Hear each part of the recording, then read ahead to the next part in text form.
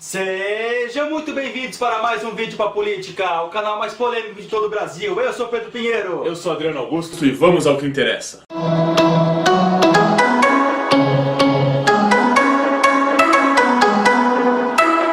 Continuando nossos vídeos de maratona de histórias do Brasil, nosso último vídeo nós terminamos falando que Portugal é o manda-chuva de todo mundo. É o melhor país do século XV e XVI. Da mesma forma, falamos que isso foi graças aos grandes navegadores, que trouxeram novas rotas comerciais para as Índias e novas riquezas para Portugal.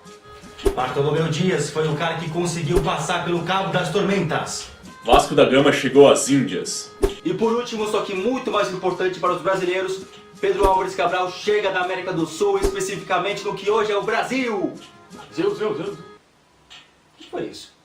Se você não viu o nosso último vídeo, nós explicamos por que não foi Inglaterra, por que não foi França, por que não foi Espanha, por que não foi Marte, por que não foi Júpiter que colonizou o Brasil, porque foi justamente Portugal.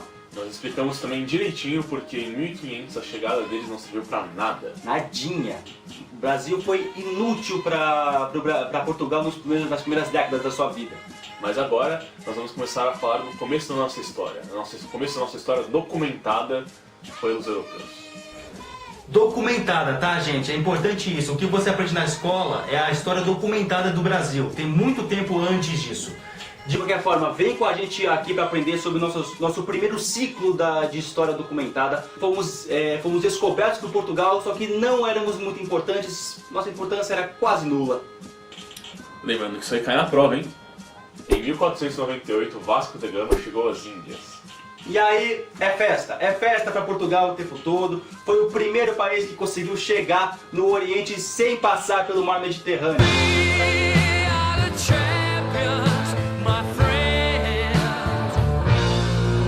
Só pra você ter uma ideia, mandar alguém pra Índia naquela época pela rota marítima, não passando pelo Mediterrâneo, seria equivalente a mandar a primeira pessoa pra Lua, há poucos anos atrás. Com esse sucesso de Vasco da Gama, agora o rei de Portugal, Dom Manuel I, exige fazer uma segunda expedição. E desta vez, o comandante dessa nova frota será Pedro Álvares Cabral.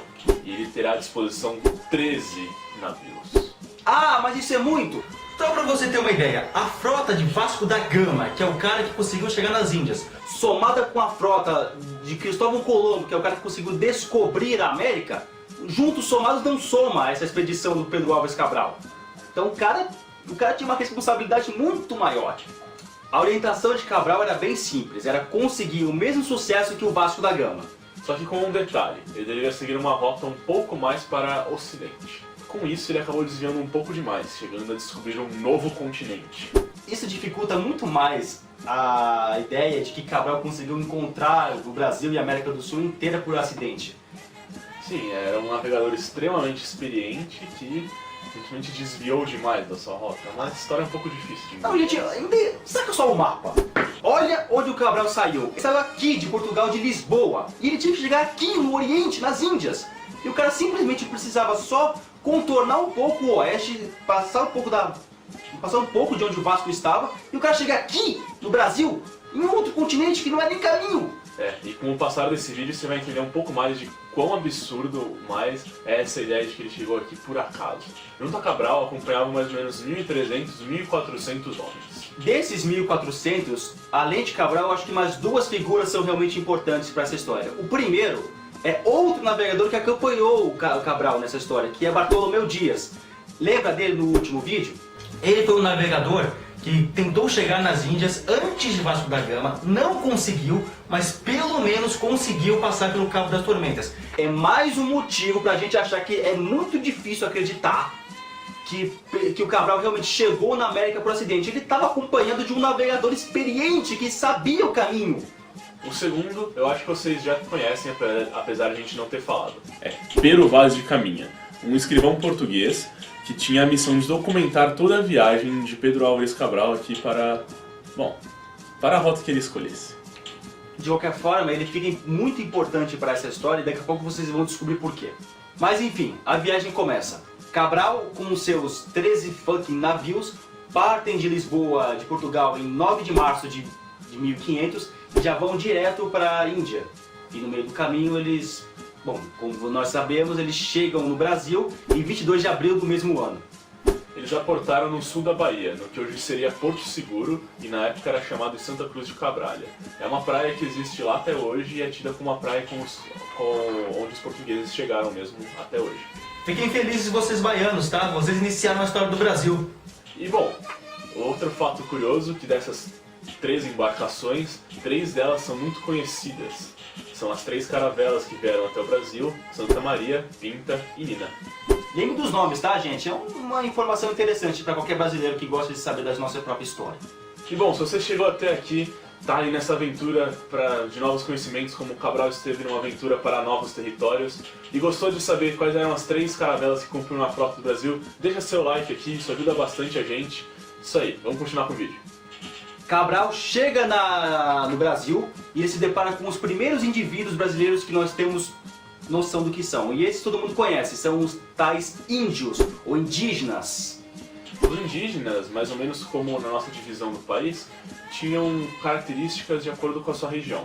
Por exemplo, nós temos diferença entre os paulistas, os Cariocas, os os gaúchos, os mineiros, são muitos, né? Enfim, os índios também tinham essas diferenças, apesar de viverem no mesmo território homogêneo, tinham diferenças de cultura e mesmo de língua. Tá, você que acha que índio é tudo a mesma coisa? Achou errado, otário! O grupo que recebeu a frota de Cabral foi aquela tribo que provavelmente é a única tribo de índios que você conhece. Devia estudar mais e conhecer as outras.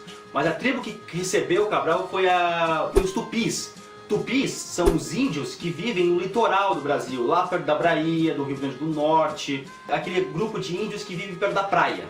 Descem até mais ou menos a região de São Paulo, aqui, assim, de São Paulo até a Bahia, assim. Lembrando que apesar de a gente estar falando Bahia aqui, tá, gente, não existe a Bahia, tá? O nome... Só uma referência... Só uma referência de... É, isso aí. Enfim, começou a história. Os portugueses chegaram e os índios se prepararam e começaram uma guerra com um monte de sangue... Não. Errou! O contato entre índios e portugueses foi, na verdade, bem pacífico. Chato. E foi nesse contato que surgiu o primeiro documento da história do Brasil, uma carta escrita por Pero Vaz de Caminha, descrevendo aspectos da natureza do Brasil, da geografia local ali que eles descobriram e um pouco do povo, né, os tupis, que eles haviam encontrado. Pero Vaz de Caminha escreveu o primeiro documento do Brasil. Você percebe como isso é importante? Então não esquece mais esse cara, tá? Enfim, mas nós já dissemos que o Brasil não foi muito importante para Portugal nos primeiros anos da sua existência. Por que será? Portugal, assim como toda a Europa, só estava buscando 2 coisas: ouro e especiarias. E no Brasil não tinha encontrado nenhuma delas. O Brasil não tinha nada disso. Foi por isso que a frota de Cabral, depois de 10 dias aqui, já foi embora, juro. Cabral só ficou aqui 10 dias e depois se foi para as Índias, que era a trajetória dele oficial. Das 3 embarcações que chegaram aqui no Brasil, apenas uma retornou para Portugal e as outras 12 continuaram sua rota rumo às Índias. Que aí dá mais um indício sobre de como não foi tão acidental assim essa escolha de vir para o Brasil. Esse navio que voltou para Portugal e não foi junto com o resto da frota para as Índias, chegou em Portugal e deu a notícia de como era a terra de Veracruz. Sim, para sua surpresa, Brasil não nasceu com esse nome. O Brasil teve vários nomes antes de chegar no que hoje nós conhecemos como Brasil. Ao longo dos próximos anos, vamos ter certas alterações no nome. Primeiro aí foi a terra de Veracruz, depois recebemos o nome de terra dos papagaios, depois a terra de Santa Cruz. Então por que os portugueses continuaram aqui se o Brasil era inútil? Quando foi que o Brasil teve o nome de Brasil? Durante mais aí de 10 anos, o Brasil foi tido como um território inútil para Portugal. O próprio fato de Pedro Álvares Cabral ter chegado aqui e ter ficado só 10 dias já comprova isso. Mas para não dizer que o Brasil foi 100% inútil para Portugal, durante os próximos anos o português descobre uma certa árvore. Essa árvore tinha uma madeira com uma cor avermelhada. Chamado pau-brasil.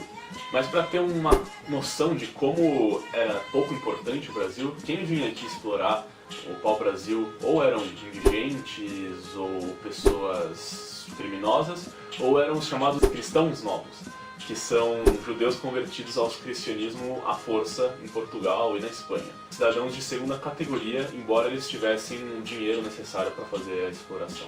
Então, essa madeira era tão utilizada e tão explorada pelos portugueses, os portugueses queriam tanto essa madeira, que fizeram uma espécie de escambo, ou seja, uma troca de mercadorias com os índios. Essa madeira era utilizada para tingimento dos tecidos. Bom, esse escambo se baseava no fato principalmente de que muitas ferramentas que os portugueses tinham eram impossíveis de serem feitas pelos índios. Por exemplo, machados de ferro. Os índios nem tinham acesso ao minério de ferro, como nem tinham a tecnologia para fundição de metais. Então eles usavam ferramentas muito mais rudimentares, hein? E para eles era muito interessante trocar a madeira por um machado, por uma pá, por outras ferramentas, também o espelho que eles não tinham.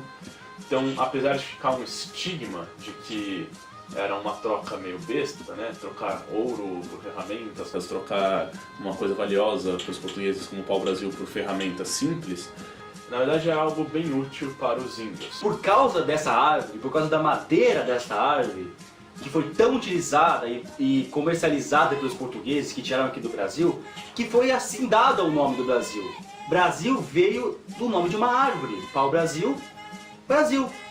Para quem não conhece essa árvore, pau-brasil é uma árvore cuja casca é muito... cuja casca não, cujo interior é muito avermelhado. Por isso ela servia para tingimento de tecidos e por isso o nome de Brasil, que remete à brasa. Ah, então quer dizer que só foi por causa desta árvore que Portugal continua aqui nos próximos anos? Não é bem assim. Na verdade tinha um motivo a mais para o governo português incentivar que as pessoas viessem para cá e as pessoas quererem ficar aqui de fato. Seguinte, Portugal é a superpotência do mundo, isso não mudou no nosso último vídeo, ele ainda é o melhor país do mundo. Mas ela não está sozinha na América.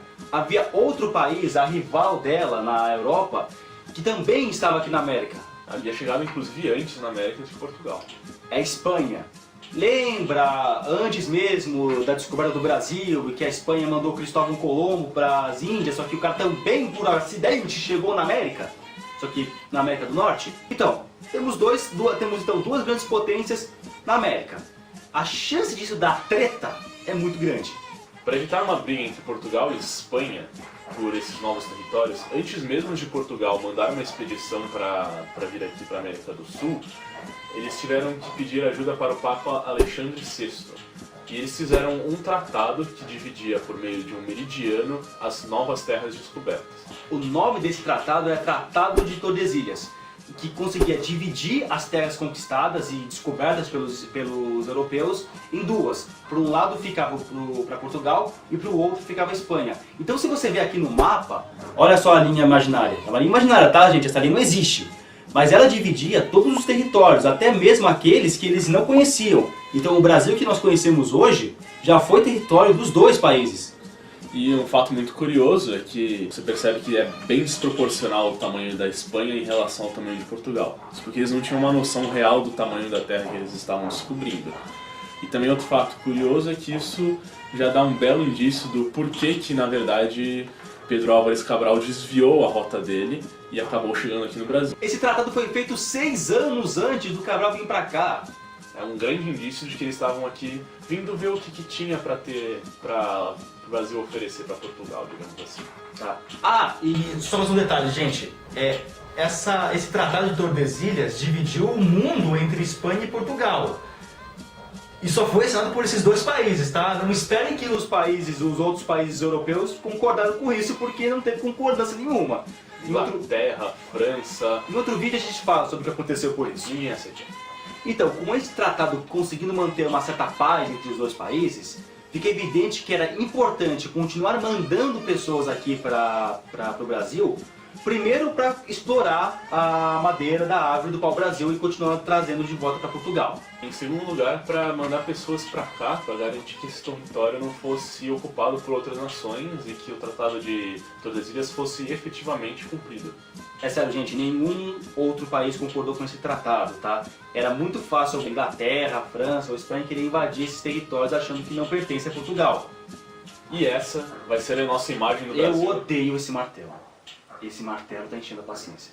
E essa é a imagem do Brasil que nós vamos ter nas próximas décadas. O Brasil com uma nova terra descoberta na América, com uma importância insignificante, quase nula para o nosso descobridor Portugal e Cabral. Enquanto o resto da Europa estava preocupada em criar novos laços comerciais com as Índias e dentro da própria Europa, Portugal tinha uma preocupação extra, que era mandar as pessoas para o Brasil para um convívio pacífico e amigável com os indígenas.